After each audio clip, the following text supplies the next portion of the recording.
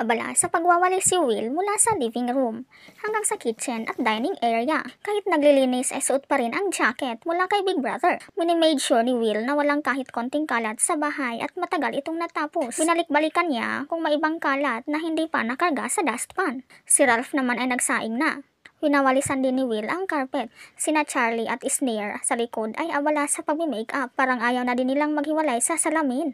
Habang sila ay umaura, si Will ay walang pakialam na masyadong focus. Nakaalis na sina Sneer at Charlie. Si Will ay hindi pa natapos.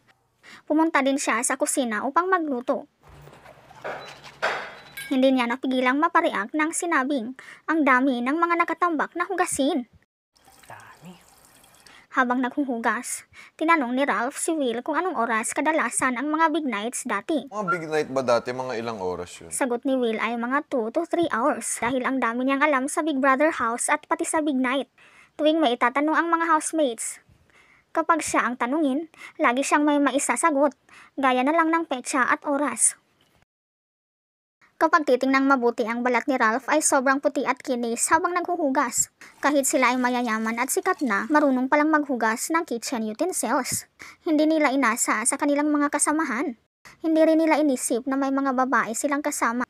Kaya pala hindi sila madalas na nominated dahil hindi lang marunong sa task at magaling makisama. Sa gawaing bahay ay hindi rin nagkulang. Samantalang, ang bongga pala ng tubig sa loob. Ilan kaya ang water bill ni Big Brother? Nagsalita naman si Ralph na siya ay umaasang ang last season ng PBB housemates ay manonood sa kanila sa big night. Gaya na lang ng batch ni Nafyang na andoon si James Reid. Nang natapos na ni Ralph ang kanyang pinaghugasan, kanya namang binanlawan ang mga platong tapos na kinuskusan ng sabon ni Will. Tulong-tulong talaga sila at ang lakas ni Ralph. Mga baso naman ang kay Will at si Ralph ang taga-banlaw.